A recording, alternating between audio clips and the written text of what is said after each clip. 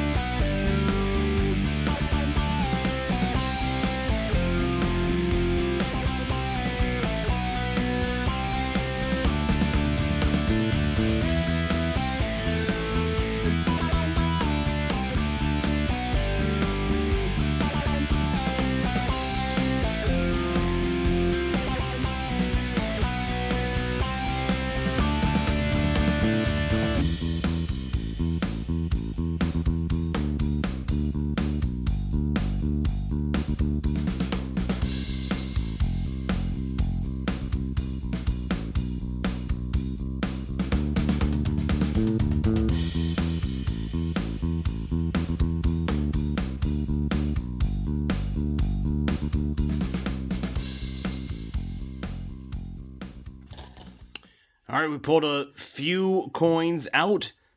So let's go ahead and look at the few to analyze and see what varieties we have, or if we indeed needed them for the collection. We'll be right back with the recap.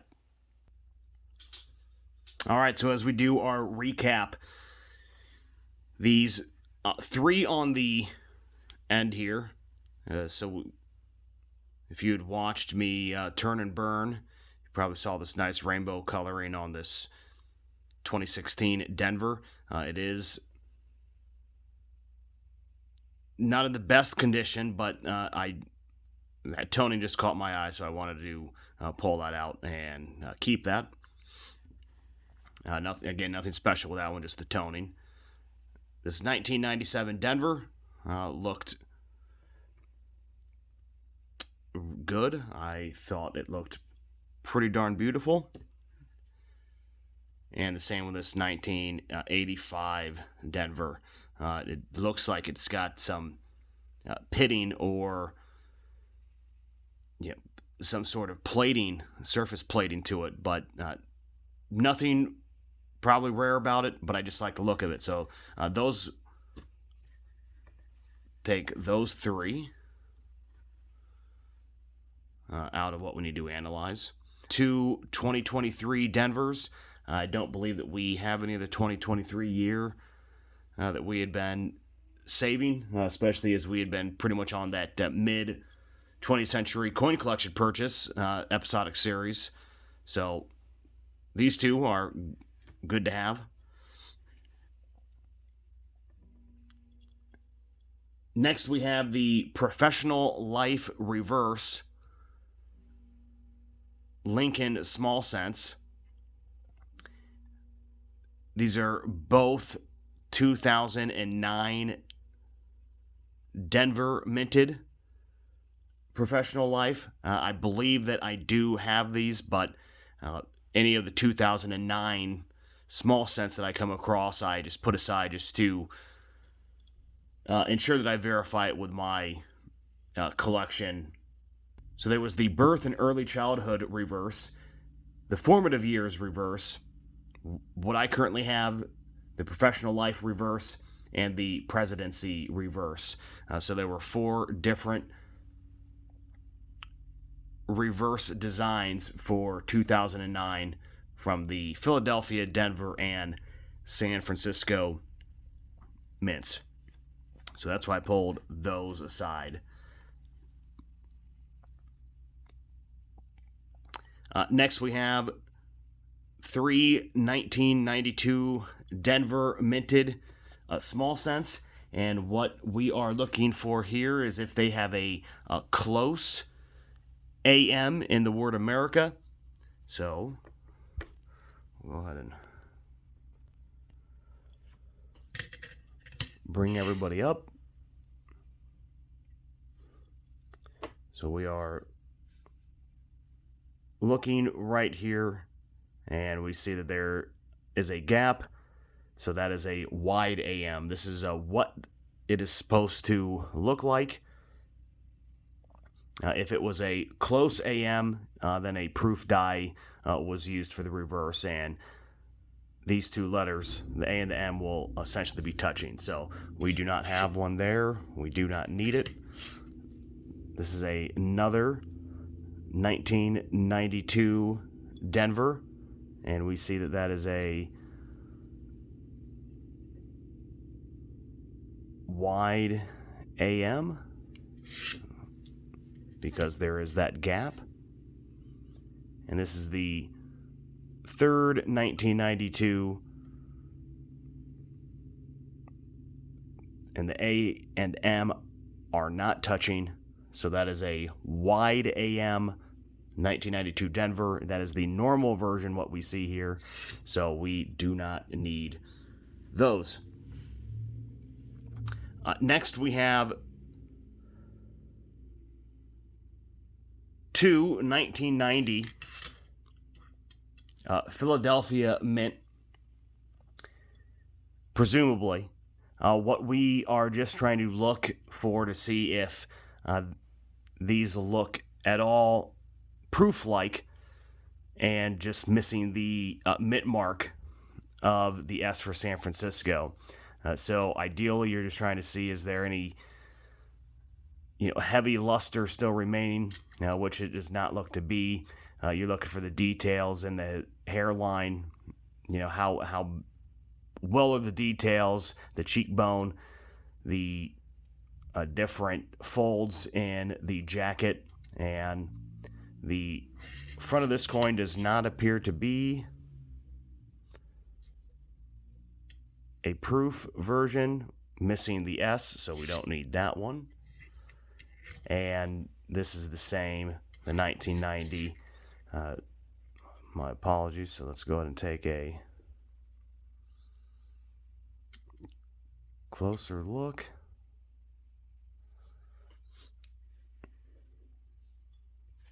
And does not appear to have much different. Let me bring that other one up.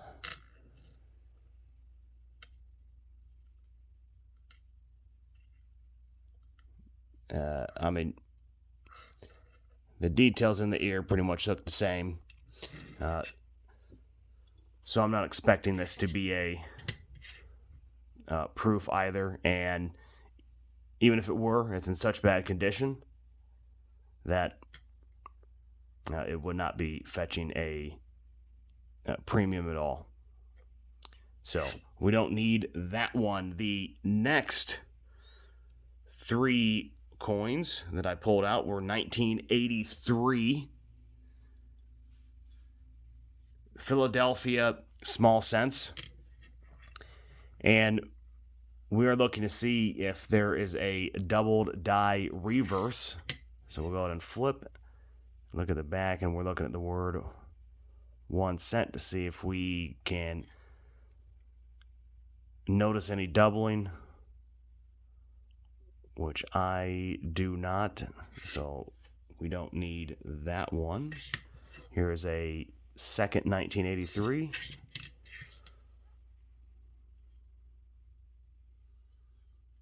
And looking at the word 1 cent primarily.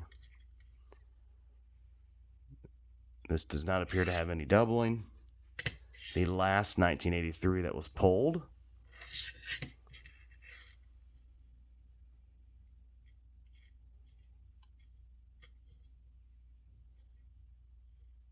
And as well does not appear to have any doubling. All right, the next 6 coins are 1982 varieties. So we need to check the weight of each of these coins as they did a transition from the copper alloy to a copper-plated zinc. All right, so the first 1982 that we're going to put underneath the scope is this 1982. This was the only one out of the 6 82s that weighed 2.5 grams, and that is the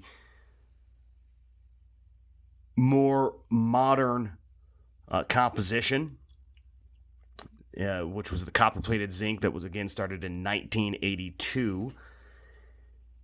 And we are looking to see if we have a large date or a small date. And the best way or the easiest way is just to look at the number 8 and the number 2. I believe I've used a index card in the past.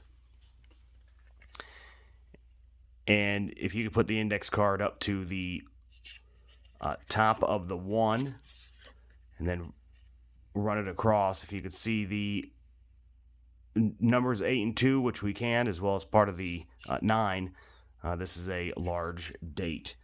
So that is a large date 2.5. Then the next 5 coins were the copper alloy. And that composition was in place from 1959 until 2008. And with the Denver minted at 1982, there was only the large date.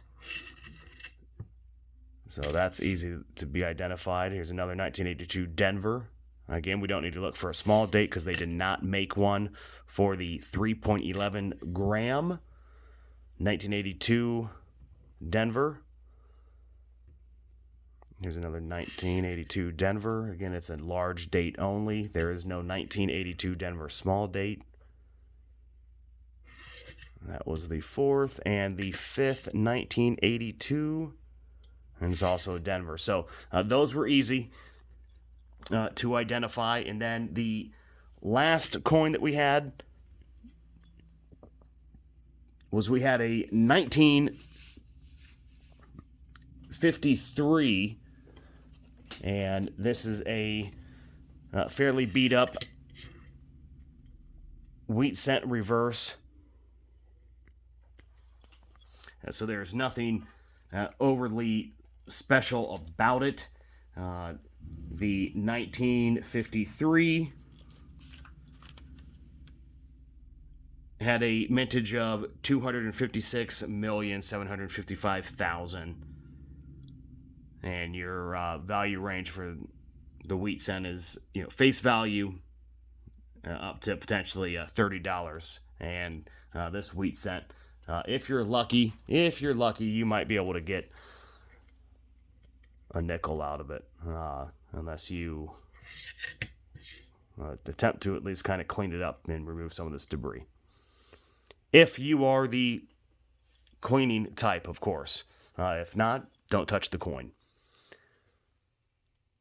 So, those were the coins. Hopefully that was $3 worth. I was not adding them up as I went along. So, one can only hope that my father-in-law did not rip me off, but I don't think he did. He and I get along pretty well. If you enjoyed this content, again, please leave a comment below. Hit the like button if you would like to see more loose change or coin roll hunts, and you have a specific denomination that you prefer. So again, with a small cents, nickels, dimes, quarters, half dollars, dollar coins, please leave a comment below and let me know, because I will search any and everything that I can. So if there's more of a want from you, the viewer, then I will do everything I can to quench that desire, quench that thirst for you. For the Coin Curiosity channel, thank you for watching, and we'll catch you on the next video. Take care.